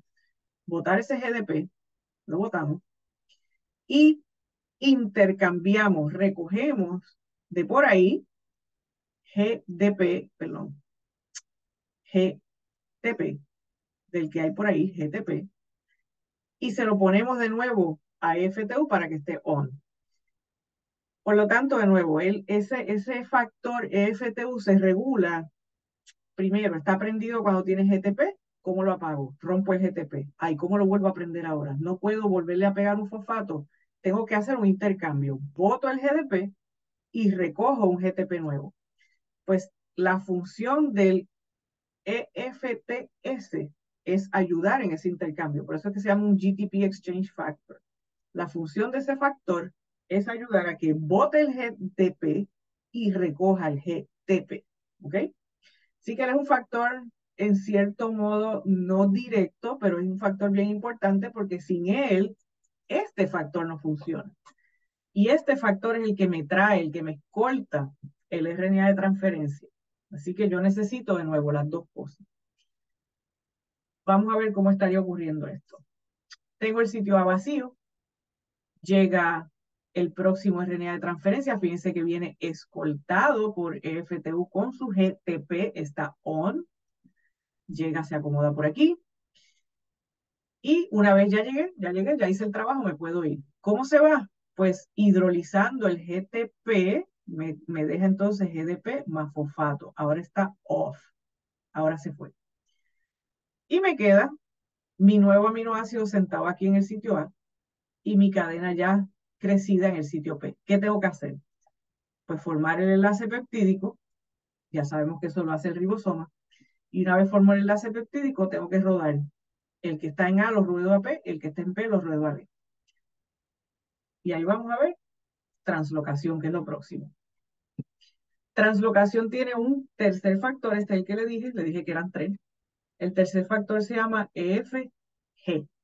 Así que tengo EFTS, EFTU, EFG. Este es un factor que estimula la translocación. Mírenlo aquí, él viene también con GTP, así que volvemos a ver, otra vez ese GTP metido en el medio. Llega ON cuando está con GTP. Se acomoda, fíjense que él es como bien incordio, y lo que hace es que se acomoda por aquí, por el sitio A, por donde estaba el RNA de transferencia, y empieza como a empujarlo, a empujarlo, a empujarlo. Lo empuja tanto que lo empuja al sitio que está al lado, y lo empuja para que él quede en el sitio P, el que estaba en el P quede en el E, de ahí te va, exit.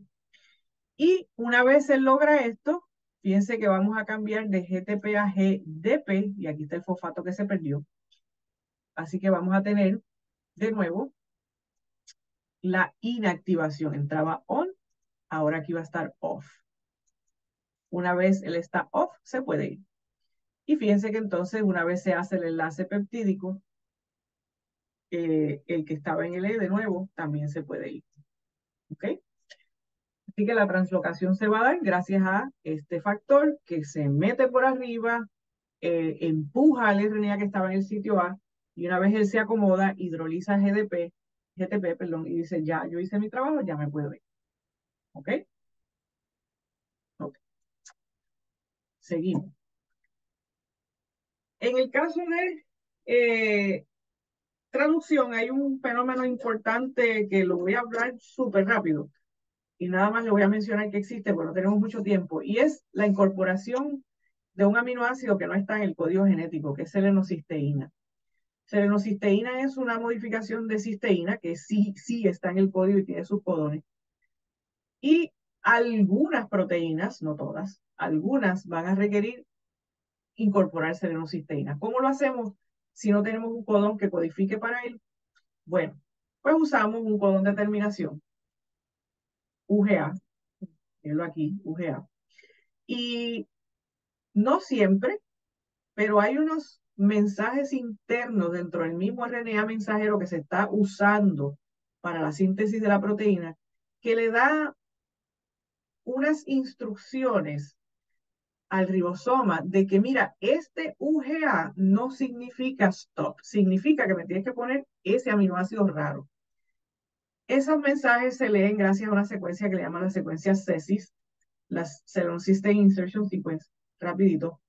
Y de nuevo, no significa que en esta proteína todos los UGA van a decir selenocisteína.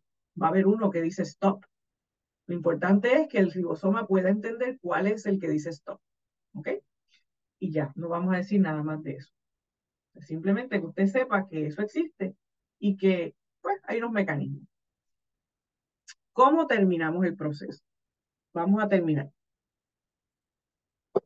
El proceso va a terminar cuando precisamente un codón de terminación, UGA, UAG, UAA, caiga en el sitio A. De nuevo, yo voy a estar aquí colocando mis cosas en el EPA. Cuando aquí, en el sitio A, me caiga un stop, un codón de terminación, tenemos que darle la señal al ribosoma de que ya esto se acabó. Cuando eso ocurre, en lugar de tener un factor de terminación, vamos a tener lo que se llaman factores de liberación, release factors. Se llaman RF, release factors.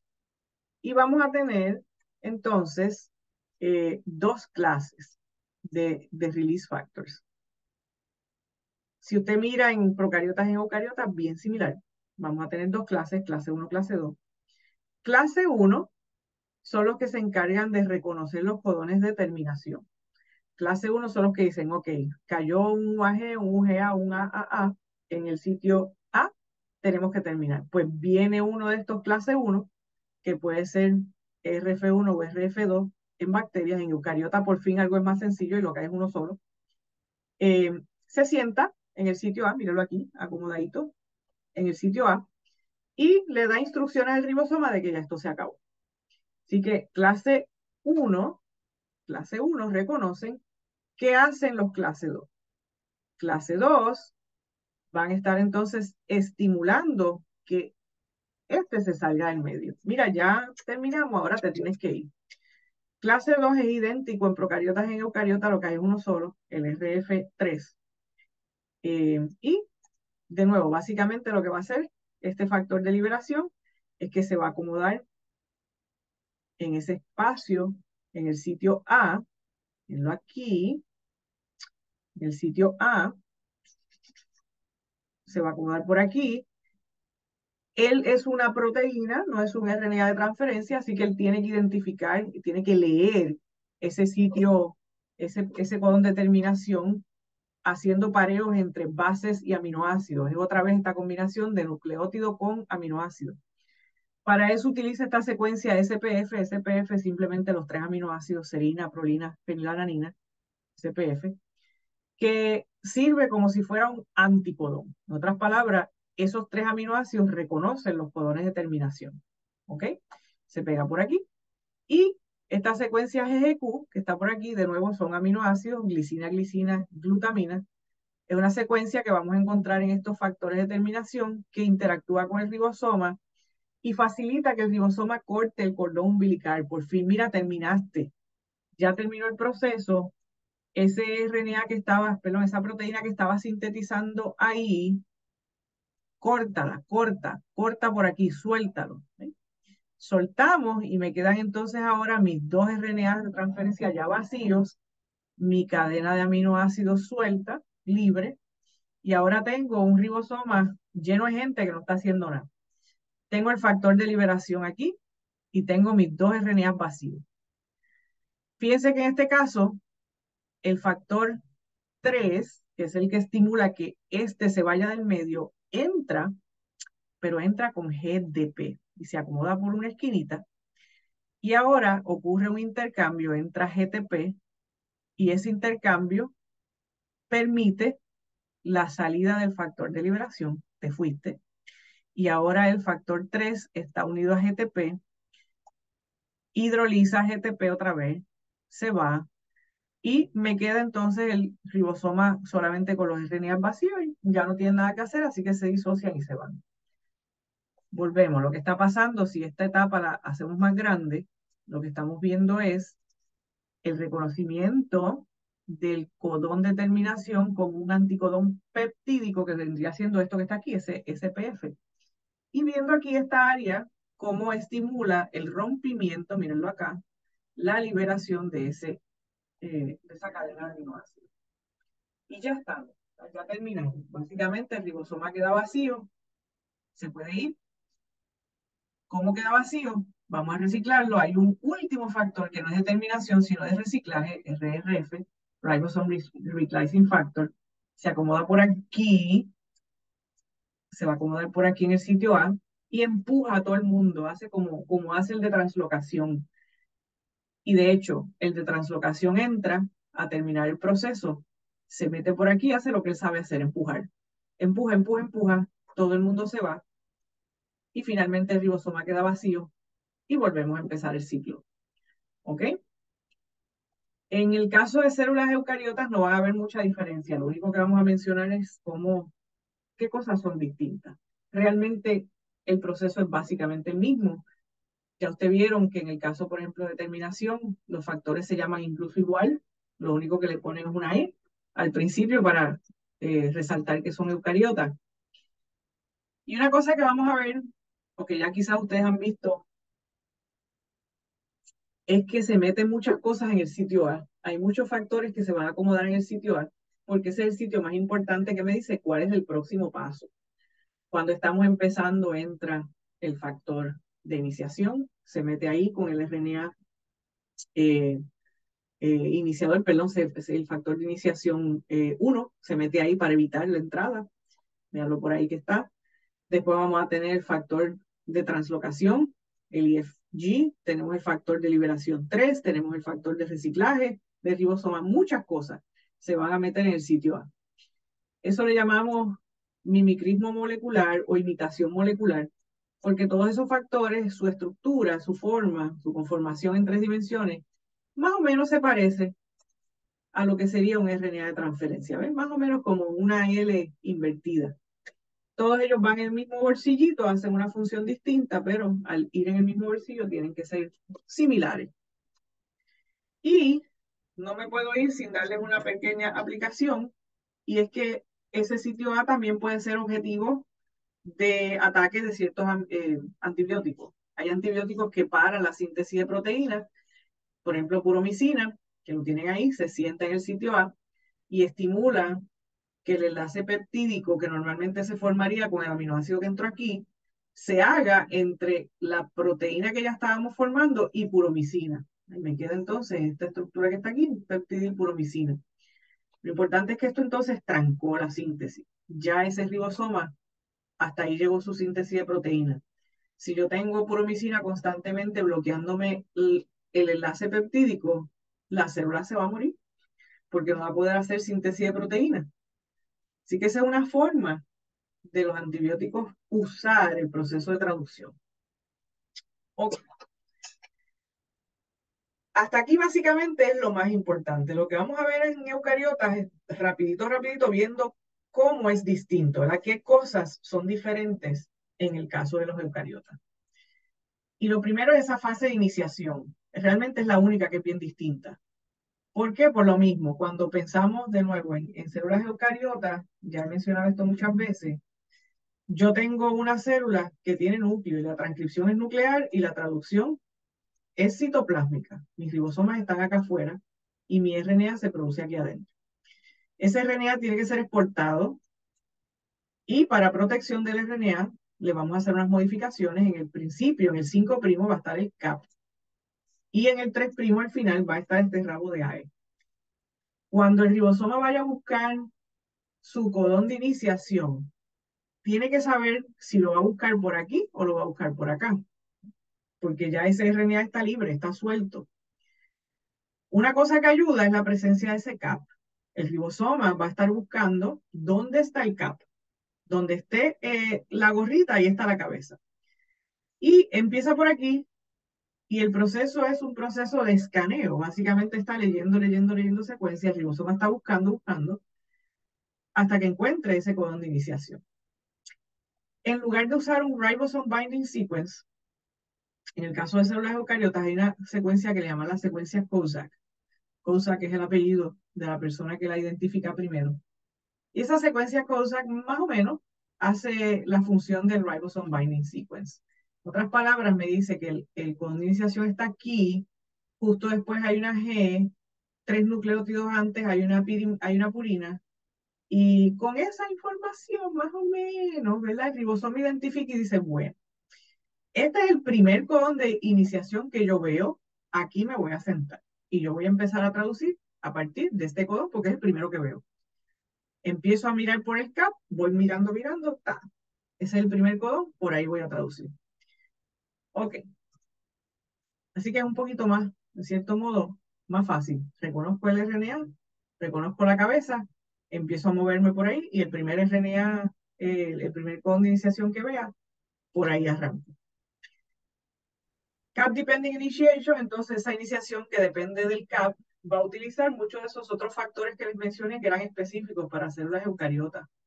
Miren, por ejemplo, de nuevo, aquí yo tengo el CAP, sería esta bolita que está aquí, este es el CAP. Y voy a tener un factor que no está en bacterias, el 4, que reconoce el CAP. Tengo 4E, tengo 4G, tengo ese otro factor 4G y 4A, que todos ellos están involucrados, fíjense que todos ellos pegan unos con otros, A, G y E, todos están involucrados en este proceso. Este factor 4G, parece teléfono celular, ¿verdad? El 4G. Este 4G tiene interacciones bien importantes porque él, si usted observa, él pega con el que está pegado al CAP, pega con este que está por aquí reconociendo esa secuencia de iniciación y pega también con el 3 de iniciación. Y usted dirá, pero ¿por qué con el 3? ¿Qué está pasando? Y pega también con esta otra proteína que está aquí. Estas interacciones son importantes porque este factor entonces me está diciendo varias cosas. Me está diciendo, ok, aquí hay un CAP, así que por ahí vamos a empezar. Pero esta interacción, por ejemplo, me está diciendo si ese RNA está completo, si está íntegro. Esta proteína reconoce el rabo de AE. Si esa proteína está ahí y puede tener interacción con el factor 4G, es porque ese RNA está completo y tiene su rabo de AE. Si esta interacción no se da, no vale la pena traducir porque ese RNA está dañado, no está completo. ¿Ok? Esa proteína se llama poly A binding protein, la que reconoce el rabo poly A. Ella interactúa con este factor y me ayuda a determinar si ese RNA vale la pena traducirlo. Esta otra interacción, esta que está aquí, es importante porque entonces me ayuda a traer a mi factor de iniciación y a mi subunidad pequeña del ribosoma. Así que el CAP es importante para reconocer dónde está el principio y también para guiar todo ese proceso. ¿Ok? De nuevo, estos son factores que no van a encontrar en bacterias porque esto no es necesario. En términos del proceso, miren, es la misma cosa. Esta es la figura de su libro que es sumamente complicada para entender, pero esencialmente es lo mismo. Vamos aquí en orden. Ok, vamos a ver. Empezamos con el RNA iniciador, que otra vez trae metionina. Lo cargo, viene cargado. Voy a formar mi complejo ternario, donde está mi RNA de transferencia con el primer aminoácido, GTP. y mi factor de iniciación 2 igual, igual que en bacterias. Lo único que se llama E y F2. Voy a traer entonces mi subunidad pequeña y mi RNA mensajero con su CAP. Llegamos, reconocemos. Piense que asociado al CAP va a estar este factor 4G, como les mencioné, el E4G. Y vamos a empezar un proceso de scanning, hasta que encontremos dónde está ese primer codón de iniciación. Mírenlo aquí. Ok, ya tengo mi primer codón. ¿Qué viene ahora? Pues ahora tengo que traer mi subunidad grande. ¿Quién trae mi subunidad grande? Pues mi subunidad grande viene escoltada de factores de iniciación, que los tenemos por aquí. E y F5, E y F5B, E y F2B. Básicamente estos son los equivalentes a los factores de iniciación en bacterias. Llega por aquí, fíjense que volvemos a usar GTP y ya tenemos colocado nuestro complejo de iniciación. Ahorita vamos a ver un pareo en una tabla donde tengamos todos estos factores uno al lado del otro para que usted vea quién es quién. ¿Ok? Y pasamos a la extensión, básicamente la misma idea. Vamos a tener otra vez que vamos a estar leyendo qué hay en el A. Tenemos otra vez nuestros factores de translocación, que aquí se llaman un poquito distintos. Le vamos a llamar el E, IF, IB, le vamos a llamar EF2, Extension Factor, Elongation Factor, pero básicamente hacen las mismas funciones. Así que no se complique mucho la vida tratando de entender esa ilustración, porque vamos a ver que es lo mismo, pero los nombres de los factores cambian. Igual que pasaba en bacterias, en ciertas células eucariotas también va a haber algunas proteínas que incluyan selenocisteína y es básicamente lo mismo. Vamos a tener que el mensajero tiene su secuencia CESIS, secuencia de insertion sequence, y que usamos el codón UGA, que normalmente sería stop, para decir selenocisteína. Y necesitamos por una serie de factores que ayudan en esto. Por ejemplo, ahí usted ve CELB, SBP2. No se preocupe mucho por esos nombres. Lo importante es que va a haber, ¿verdad?, una serie de proteínas que reconocen ese mensaje oculto dentro del mensajero que dice, mira, este codón no es stop. Este codón en particular yo quiero que sea selenocisteína. Y nada, para que usted vea un ejemplo, estas son la colección de todas las proteínas en células humanas que requieren selenocisteína. Entonces, estamos viendo aquí, por ejemplo, dónde están los codones de iniciación, están en verde. Estas cuñitas que ustedes ven aquí son los codones de iniciación. Y los codones en azul, estos que están aquí, estas cuñitas en azul, son los codones que eran UGA, pero que en el caso de estas proteínas se usan para decir selenocisteína. Y fíjense entonces que en rojito tenemos entonces los codones que sí se usan para decir stop. Miren esta proteína, por ejemplo, todas las selenocisteínas que incorpora. ¿Ok? Así que de nuevo, para que vean que esto también va a estar ocurriendo en células eucariotas. Y que tenemos ese mecanismo raro donde el mismo mensaje le da la información necesaria al ribosoma para que sepa, mira, este no me lo leas como stop, este va a ser una selenocisteína. ¿Cómo termina el proceso? Idéntico, básicamente lo mismo. Cuando vemos un factor de terminación, un codón de terminación en el sitio A, cualquiera de los tres, vamos a tener entonces la entrada de estos release factors que van a estar estimulando el rompimiento del enlace peptídico para que la cadena de aminoácidos salga y la translocación de todos estos RNA para que el ribosoma se desmantele y podamos volverlo a usar. Ok. Déjenme, me voy a saltar toda esa parte al final, si me da tiempo, pero quiero empezar aquí al principio para que vean de nuevo el pareo de los factores en procariotas y en eucariotas. Les dije que esto les iba a hacer un poquito más de sentido al final. Así que aquí está. Ok.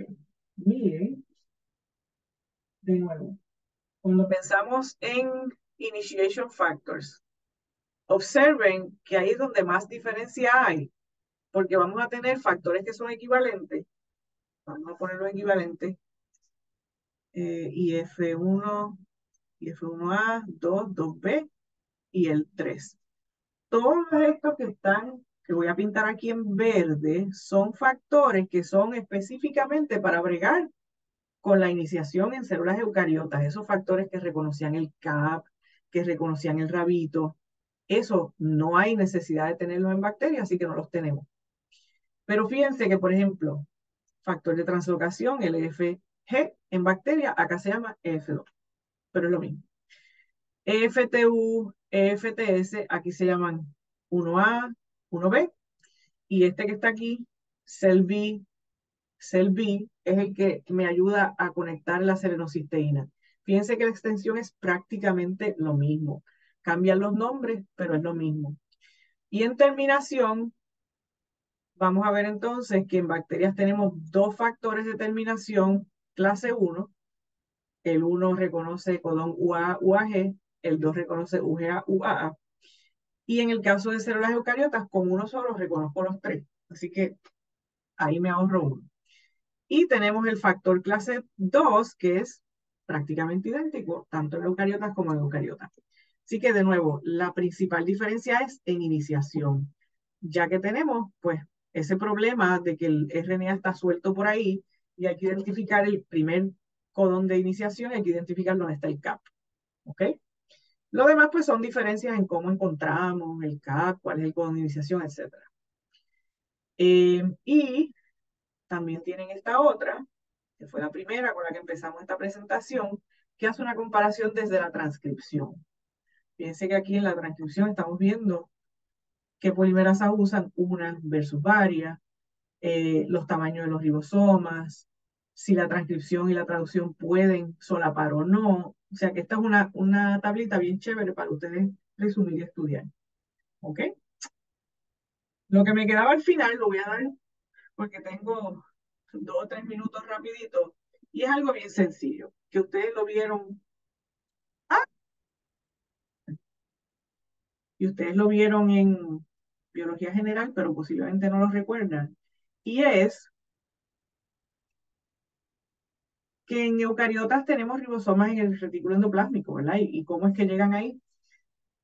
Básicamente, lo que va a pasar es que en eucariotas, si la proteína que se está sintetizando es una proteína que debería entrar al sistema de endomembrana, entiéndase retículo endoplásmico, Golgi, etc.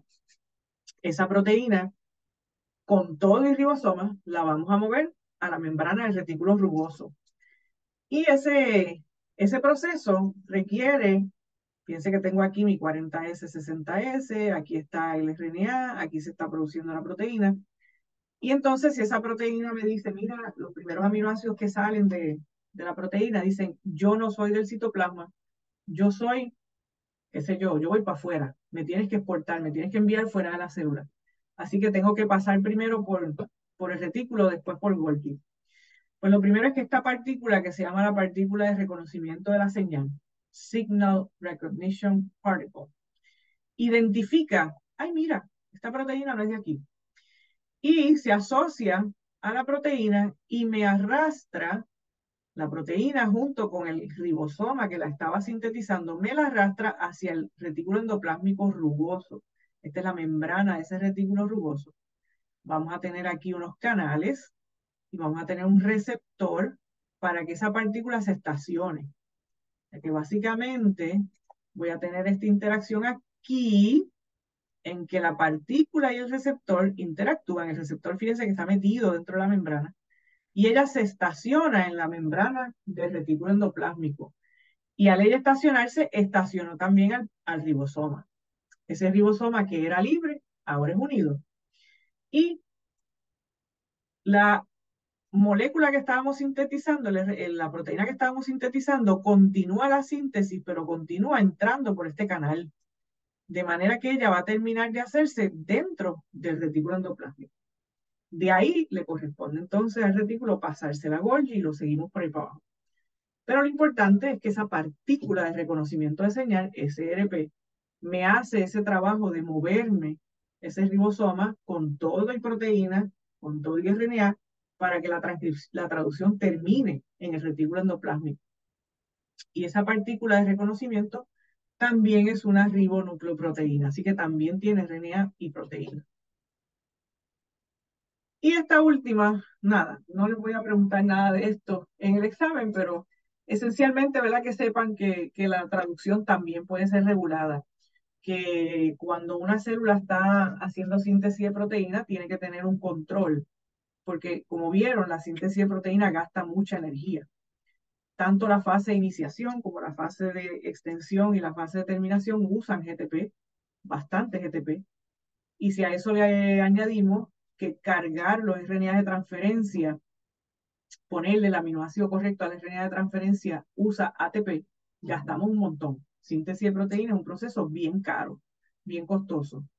Por lo tanto, si la célula está pasando problemas, por ejemplo, problemas de escasez de nutrientes, no debería estar haciendo síntesis de proteína excesivamente.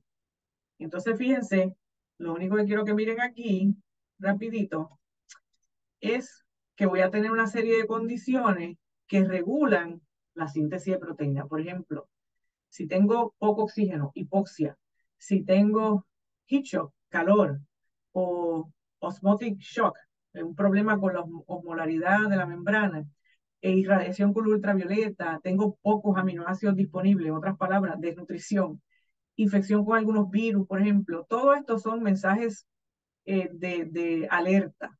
Hay una serie de proteínas en la célula que se encargan de identificar esa alerta y todos ellos van a ir al proceso de iniciación de la síntesis de proteína y van a regular. Sin entrar en mucho detalle, ¿verdad? Vamos a ver que esencialmente esta regulación lo que hace es que me inhibe síntesis global. Dice, ok, no me sintetices proteínas en general, vamos a dedicarnos a usar los recursos para síntesis de proteínas selectiva que me ayude a manejar estos estrés. Si yo tengo heat shock, necesito chaperona. Pues vamos a hacer la chaperona. Olvídate de lo demás por ahora. Vamos a bregar con la chaperona. Y la idea es permitirme una respuesta que sea dirigida al tipo de estrés que me está causando en ese momento en la célula, ¿verdad? Y dependiendo de ese tipo de estrés, pues apagamos una síntesis y prendemos otra. Vamos a dedicarnos a sintetizar lo que nos ayude a responder a ese estrés. Y uno de los factores que se regula, pues es el factor de iniciación 2, que es el que va a estar entonces haciendo el proceso, ¿verdad? De traer ese primer RNA de transferencia. Es el más importante en cierto modo. Y lo que se hace es que se fosforila. Hemos visto muchos ejemplos de proteínas que son reguladas por quitar y ponerle grupo fosfato. Así que se fosforila y de esa manera lo apagamos y dejamos esa síntesis de proteína en pausa y permitimos que se dé exclusivamente la síntesis de proteína que yo necesito en ese momento para que la célula sobreviva. ¿Ok? Bueno, terminamos. Ay, Dios mío, qué maratón. Terminamos, entonces déjenme